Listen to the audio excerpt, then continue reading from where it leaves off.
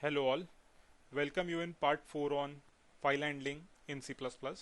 In this part 4 we are going to see how to deal with binary information. We are going to see how to read and write binary data, and mainly we are going to see how to read and write objects to and from file.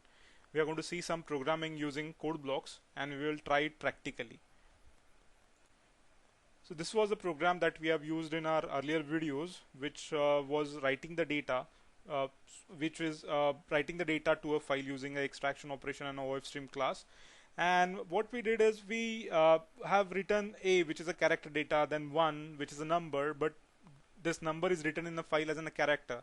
So our file was actually containing a, then 1, which is a character representation of digit 1, and then our string C++. On the similar grounds, can we treat our object variable like uh, like character a was a character data, integer I was an integer data, then this a object object is a variable of type a, which it is not defined in the system, it is not a predefined type, it is a user defined type. But can we still represent this object as a single entity, and everything which is inside the object in a main memory or in a random access memory, are we able to treat that all information as a single unit? So we are going to see how to do it. For example, our object have of class A have two fields, which is ID and name. This ID is of type number and this name is of type string. Then this object have a metadata inside it, or this object have a meta information. Metadata means data about data. What is the data in this object? 1 and CPP. It is a data in a object. And what is the metadata? 1 represents ID and CPP is representing name of a object. That is a metadata. So ID and name is a metadata, 1 and CPP is a data. So metadata, data about data. So this metadata is also inside an object, which is having some meaningful usage. Without this metadata, the object is of no use. So when we are actually mapping this object in memory this object have information like what is the field name, ID, what is the type of this field, let's say number, what is the value of this field, 1. Same way, what is the field name, name, type of this field is string, and the value of this field is CPP. And this entire block, including data and metadata and the spaces, the addresses, the bytes required to store this entire boundary, everything together forms a single entity. So can we represent this object like we represented a single character A in our earlier programs, or like single digit 1 in our earlier programs? So that's the question. Here is an example 1 2 3 4. If we write this data in a file, we have an option like we can write this 1 2 3 4 as a separate characters, like instead of writing it as 1234, which is a single number, we can write 1 2 3 4 four separate characters. And we know that for one character, let's say we need 1 byte to write this 4 characters, we need 4 bytes. But in memory, if we read this 1 2 3 4 as a single number, then we know that it's an integer value and it can be represented using only 2 bytes. Now what if we write this memory representation of 1 2 3 4, which is an integer representation, to a file? Then if memory representation or a RAM or a main memory representation of 1 2 3 4, which is an integer number, needs only 2 bytes, if we write this exact representation on a disk, then it must also need only 2 bytes. And if we read this representation and load it directly in the memory, then we must be able to retrieve our information, which is 1 2 3 4 or 1234. Then what are the options using in C++ using which we can do this? Let's see.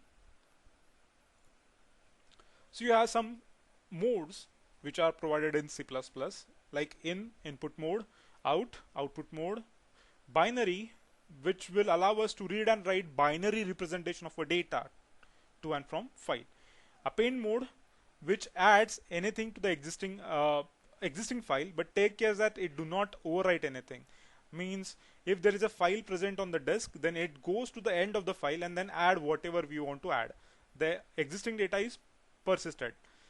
Truncate mode, It also check for the existing file on the disk, but it does opposite task or opposite job. What it does is it deletes everything from the file and then start adding the new data. So that is a major difference in append mode and truncate mode. Here are some examples. If stream, that means we are going to open a file in input mode. Binary, here is a major difference. In our earlier examples, the file extension was text. Now I am using a binary extension f1.bin, comma, we are using mode for the first time. iOS, which is our base class of all streams, colon, scope resolution in input mode, then bar operation, and then we are telling that we want to open this file for a binary operation. Similar thing for the OF stream class, open the file for writing purpose in a binary mode.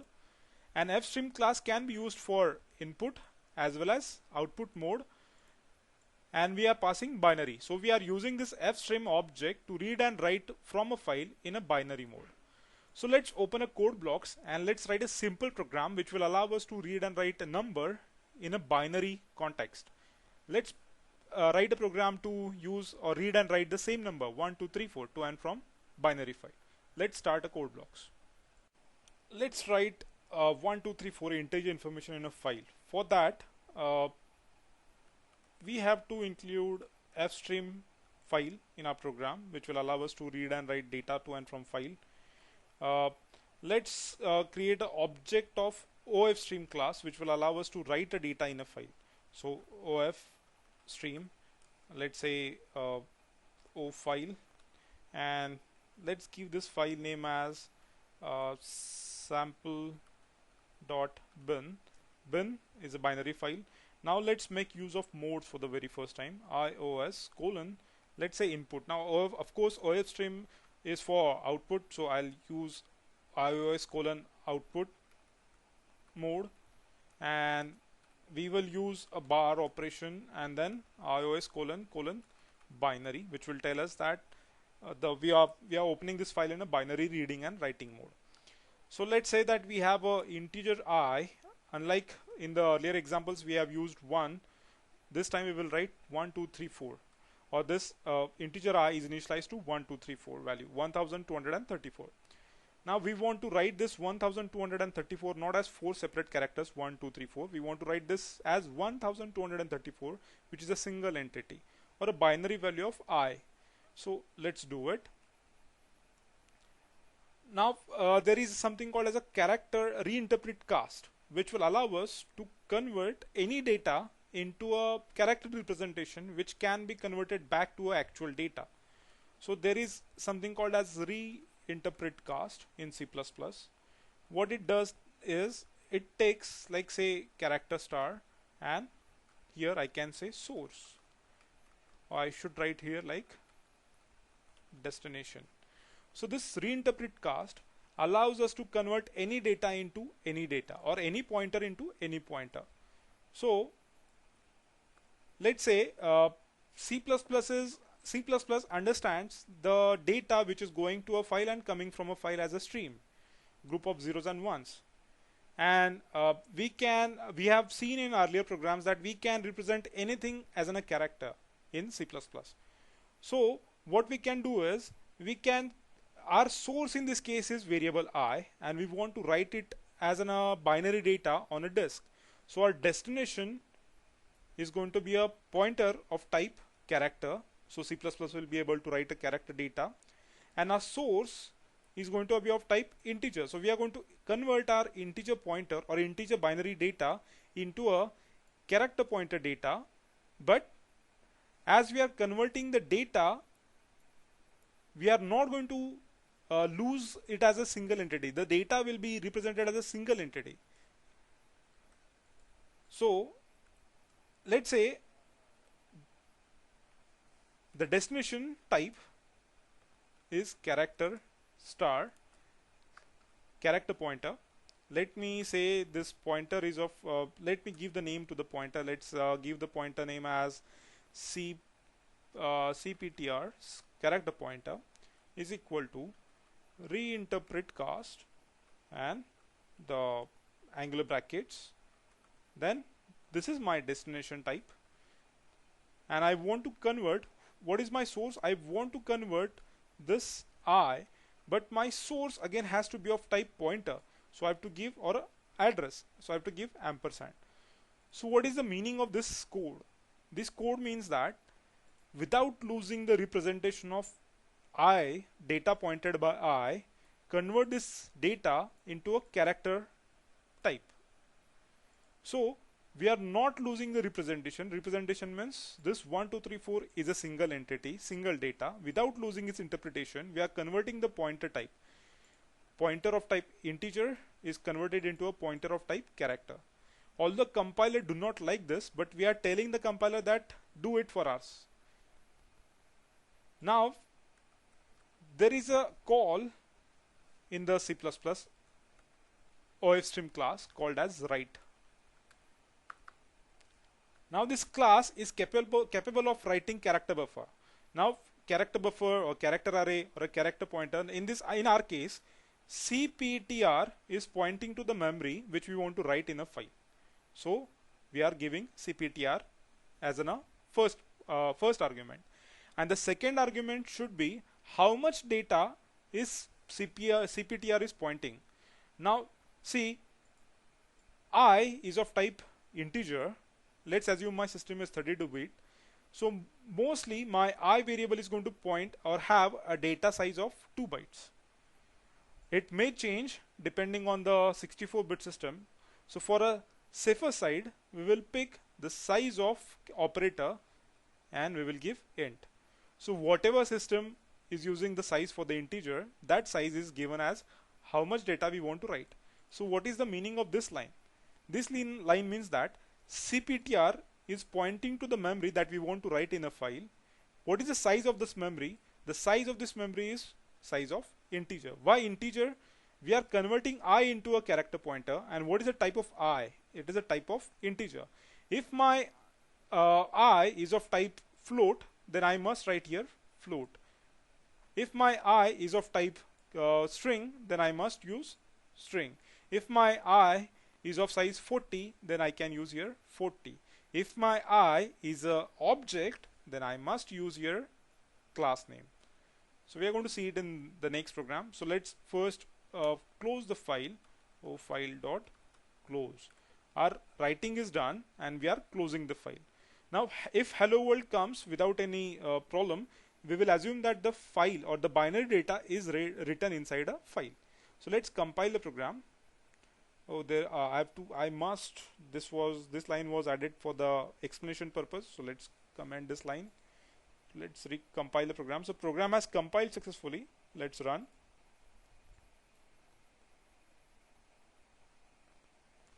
Hello world has appeared. So we will assume that the file is written in a perfect way.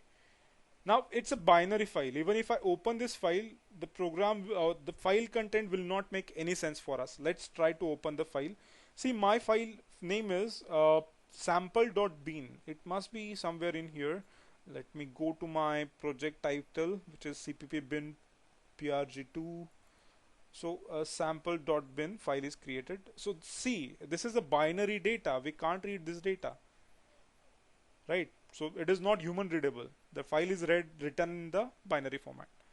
Now let's write a next program which will read the same data from file. So let's do it.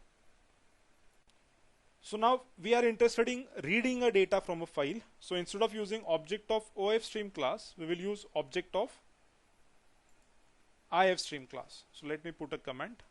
So let's say IFStream iFile, and the rest of the things are going to be as it is. So we are going to open the sample.bin file, comma, let's say iOS : Now we are interested in opening the file in reading mode, so I will say input mode, and of course the file contains the binary data, so I should tell this to the opening function that the file is of type binary. So it's done. Now here we will use let's say, let's not initialize any integer variable, a blank variable. Now reinterpret cast, what it does, it converts source into the destination format. So now our file is containing a character buffer or a character data which we wrote in a file using this call. Now we are going to read it. So for reading a data from a file, there is a call called as read input file ifile dot read. Again, this takes the first argument of type character and then size. What is the expected size to be read? So let's give a character pointer, let's say IPTR, and of course we know that we have written a data of size integer, so I'm going to make use of size int. Let me create a character star pointer. A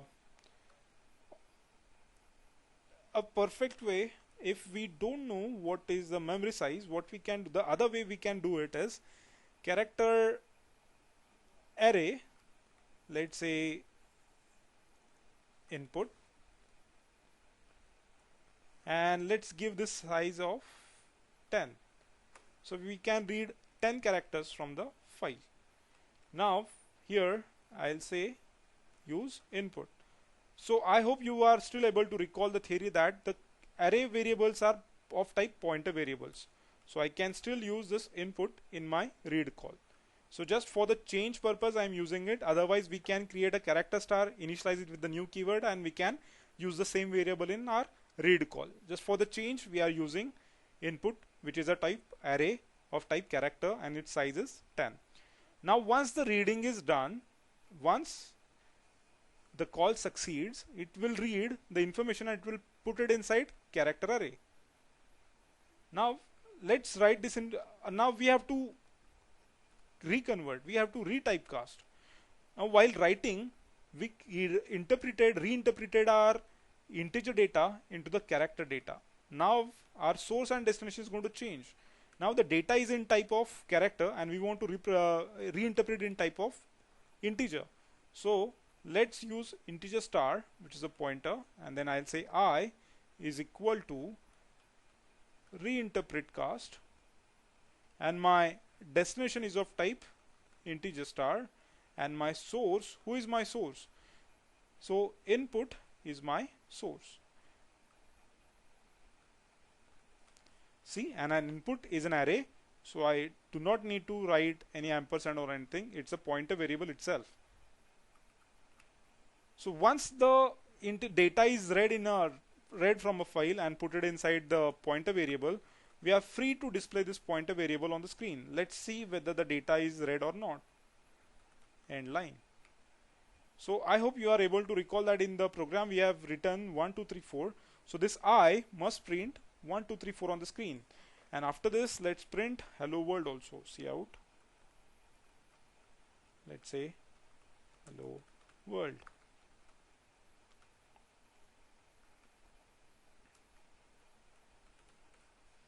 So let's compile. So everything is fine, program has compiled. Let's run. So here you can see that 1 2 3 4 is been read from file and it is displayed on the screen. So this is how you can represent a data as in a single entity. So this same logic can be used to read and write object to and from file. So let's write object to a file immediately. So let's create a new program and we will use that program to write an object to a file. So this is the same program that we have seen in the slides. There is a field called as ID and there is a character array of type, there is array of name whose type is character. So we will create object of this class and we will write that object to a file and we will read the same object from file again. So let's immediately create an object of this class obj, and we will read the values of this object from a keyboard. So let's say scene ID and let's immediately name. So there is no prompt on the computer will come which will ask for the values of ID and name. We can do that by saying cout enter ID and name. So let's say fine. So now we are reading ID and name from keyboard, and now we want to write it. So let me create an object of type OFStream class. OFStream, let's say my file, and we want to let's call this file as a binary file. So we can use a binary extension bin, or we can also use an extension called as dat, which is also a binary file. So let me call this file as output.dat, and I'm going to make use of binary mode colon binary. So this indicates that my binary file is of type binary file.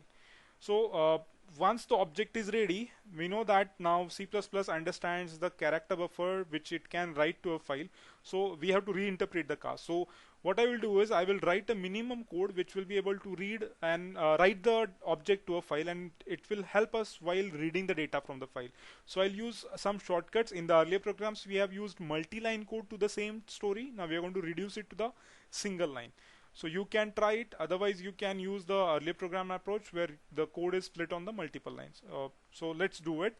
So my file object have a method called as write, which accepts a type pointer of type character. Now we know that we have to convert the our object pointer into the character pointer. So reinterpret cast will be directly given as a parameter here, and whose type you want to whose cast you want to reinterpret is the object, and of course the size of a, which is our type.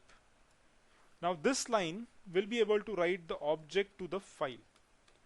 Now let's close the file for the safety purpose. File close, and we will display the message complete on the screen, which will confirm us that the data is returned to the file.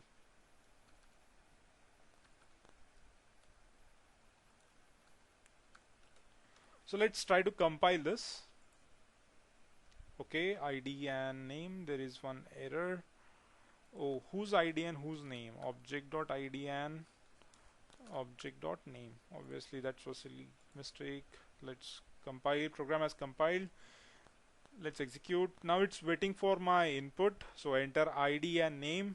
So let's give ID as 1 and name as, let's say, CPP. So complete. So hopefully the data is written, or the object is written to the file. Now we will immediately read the same object from file. So we will do the minimum changes to the program. What we will do is, now here we are not going to read from the keyboard, we are going to read from the file. So we don't need these lines, so we'll remove them.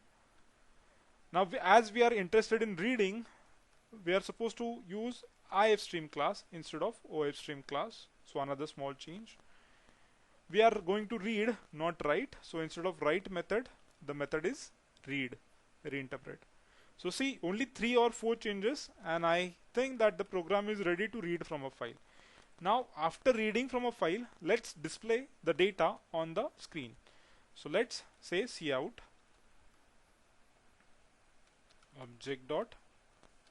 object.id end line, and cout object.name again end line.